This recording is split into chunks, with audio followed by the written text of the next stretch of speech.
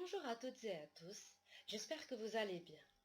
Félicitations, vous venez de marquer votre premier pas vers votre progrès en cliquant sur notre page 3P.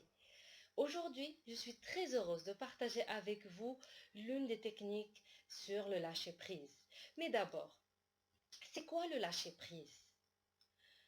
Nous avons l'habitude de tout contrôler. Mais face à une situation incontrôlable et non maîtrisable, notre mental perd les pédales et soit se retourne vers le passé pour retracer ce que nous aurions dû faire ou mieux faire, ou se projeter vers le futur et imaginer les pires situations avec leurs inconvénients et ce que nous pourrions ressentir.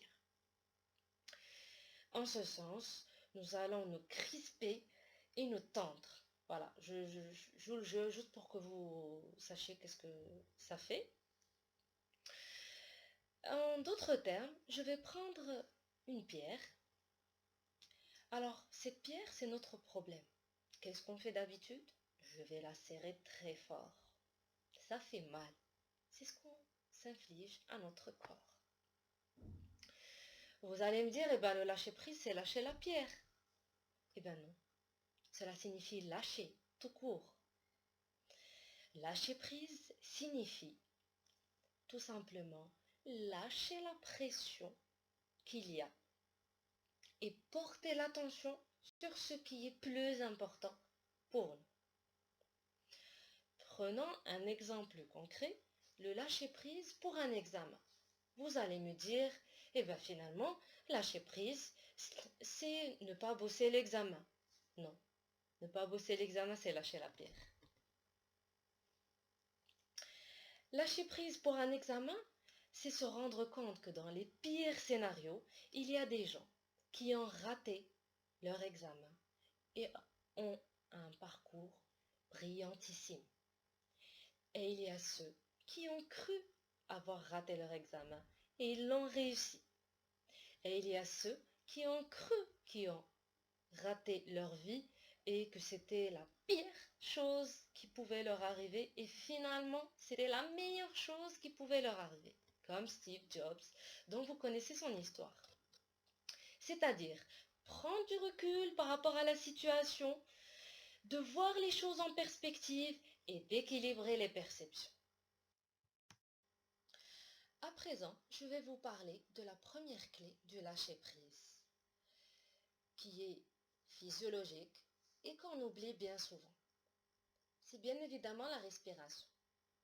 Je vais vous expliquer la pratique, je vais vous inviter à la faire avec moi et que vous pourrez la refaire autant de fois que vous voulez, assise ou allongée.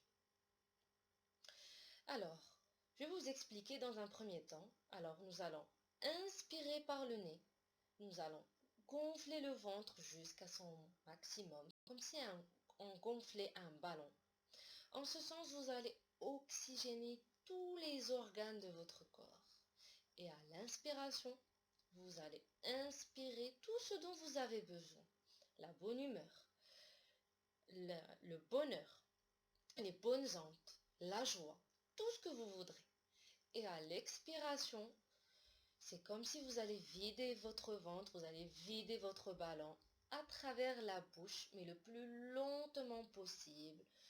Et en éliminant les toxines de votre corps.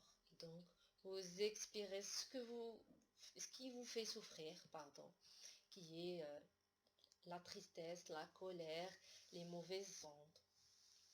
Alors, je vous invite à pratiquer avec moi. Donc, j'espère que vous êtes bien installé dans un endroit calme. Alors, vous prenez une profonde inspiration par le nez en gonflant le ventre jusqu'à son maximum, comme si vous gonflez un ballon.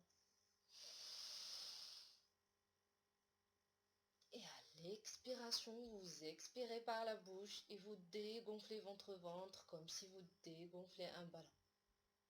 Le plus lentement possible.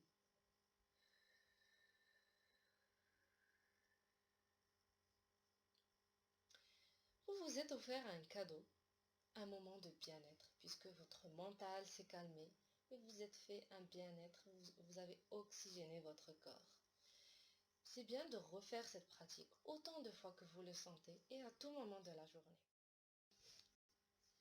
Idéalement, c'est bien de s'accorder une méditation du matin pour passer une très bonne journée et se préparer physiquement et mentalement à passer une bonne journée.